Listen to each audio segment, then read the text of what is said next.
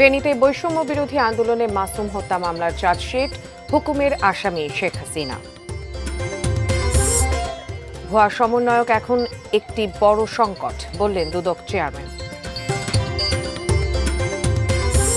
এবং রপ্তানি প্রতিবন্ধকতায় পাবনার হুঁশিয়ারি শিল্প।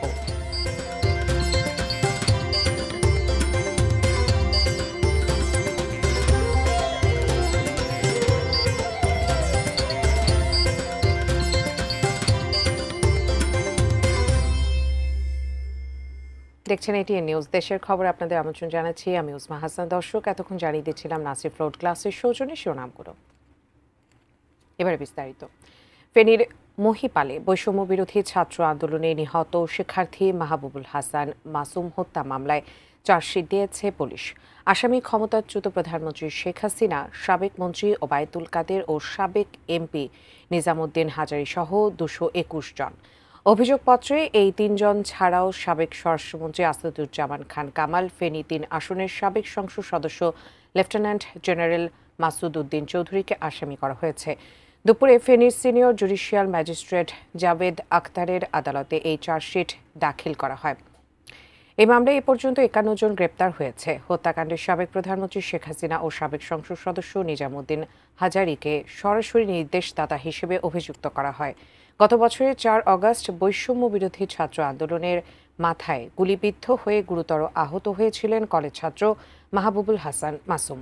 7 অগস্ট চট্টগ্রাম মেডিকেল কলেজ হাসপাতালে চিকিৎসাধীন অবস্থায় তার মৃত্যু হয়।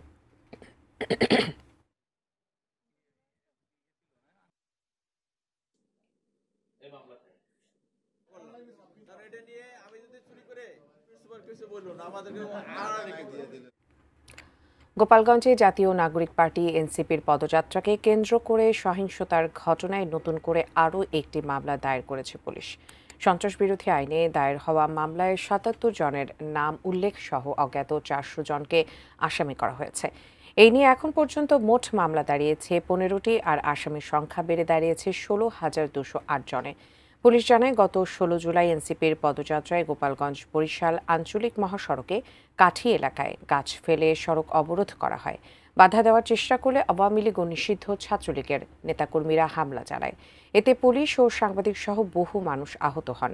মামলার বাদী পুলিশের এসআই শফিকুল ইসলাম এজাহারে উল্লেখ করেছে, জেলা ছাত্রলীগের সভাপতি নিউটন মোল্লা ও সাধারণ সম্পাদক আতাউর রহমান পিয়াল সহ অনেকেই সেদিনের হামলার ঘটনায় সরাসরি জড়িত ছিল।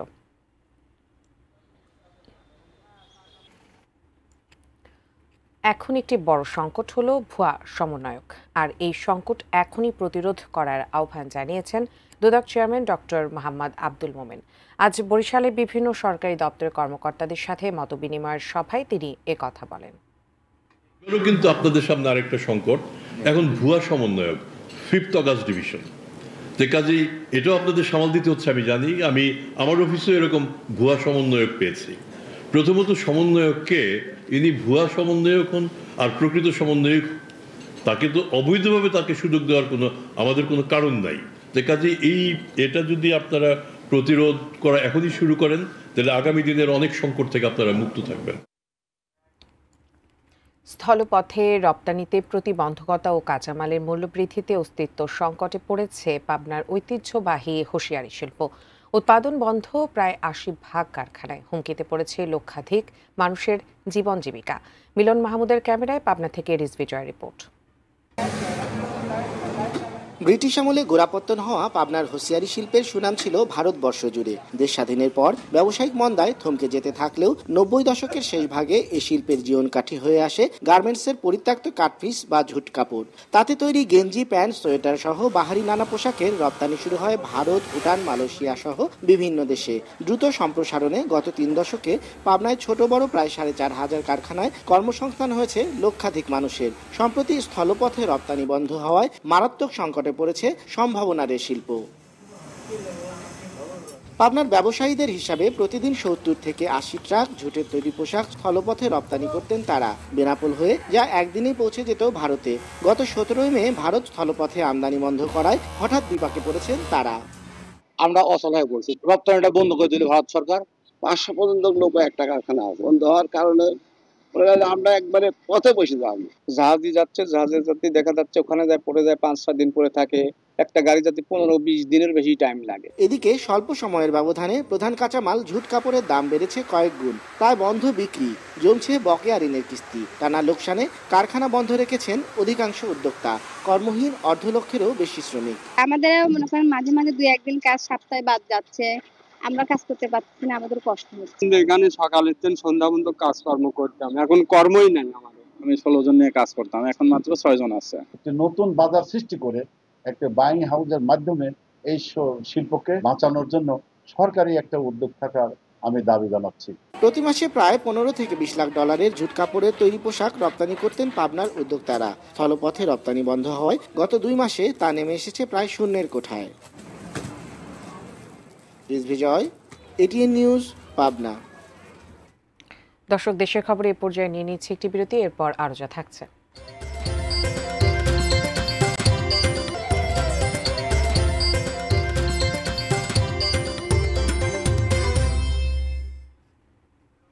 বিরতির পর সবাইকে আবারও স্বাগত দেশের খবরে।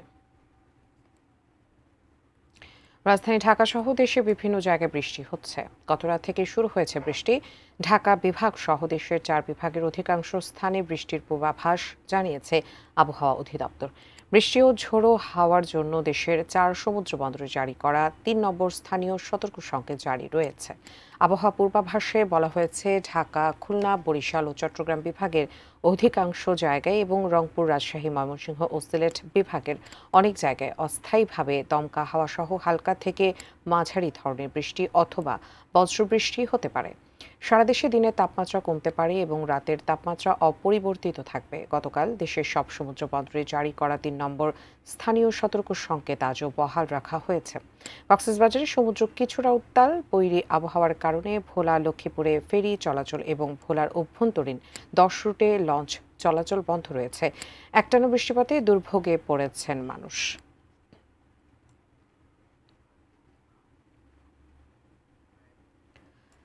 চাঁপাইনবাবগঞ্জ সদরের পোল্লাডাঙ্গা সীমান্ত এলাকায় পদ্মা নদীর ভাঙন ভয়াবহ আকার ধারণ করেছে। নদী গর্ভে তলিয়ে যাওয়ার আশঙ্কায় রয়েছে বাংলাদেশ ভারত সীমান্তের নোম্যান্স ল্যান্ড ও বিজিবি ক্যাম্প সহ একাধিক গুরুত্বপূর্ণ স্থাপনা। স্থানীয়রা জানান, এর ফলে সরাসরি হুমকির মুখে পড়েছে দেশের সীমান্ত নিরাপত্তা ও সার্বভৌমত্ব। 1.5 দশক ধরে নদী ভাঙন চললেও গত 1 বছরে তা আরও ভয়াবহ রূপ নিয়েছে। এর মধ্যে বহু বসতবাড়ি, সেতু, বাজার ও ক্লিনিক বিলীন হয়ে গেছে পদ্মার গর্ভে। নদীর আঘাতে কোথাও কোথাও নিশ্চিহ্ন হয়ে যাচ্ছে সীমান্ত রেখাও, যা ভবিষ্যতে সীমান্ত চিহ্নিত করার ক্ষেত্রে বড় ধরনের জটিলতা সৃষ্টি করতে পারে। সবচেয়ে বড় শঙ্কা এখন বিজিবি পোলাডাঙ্গা ক্যাম্পকে ঘিরে। ভাঙনের তীব্রতায় ক্যাম্পটি ঝুঁকির মুখে। পরিস্থিতি বিবেচনায় পানি উন্নয়ন বোর্ড শুরু করেছে জরুরি ভিত্তিতে প্রতিরক্ষা কাজ। স্থানীয়দের দাবি, শুধু অস্থায়ী ব্যবস্থা নয়, ভাঙন রোধে দীর্ঘস্থায়ী সমাধান প্রয়োজন।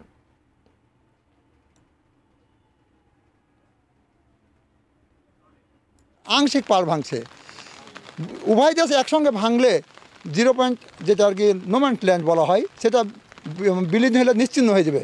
বিওপিটা যদি এখান থেকে উড়ে যায়, পার্শ্ববর্তী একটা ডিএমসি মানিকচক ক্যাম্প যেটাকে বলা হয়, সেটা যদি উড়ে যায়, তো যে লক্ষ্যটা বর্তমানে এখানে আছে সেই লক্ষ্যটা কিন্তু হুমকির মুখে পড়বে।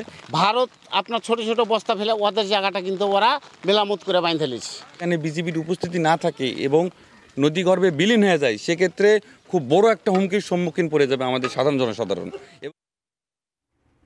দর্শক, দেশের খবরে আবারও নিয়ে নিচ্ছে একটি বিরতি, আমাদের সঙ্গে থাকুন।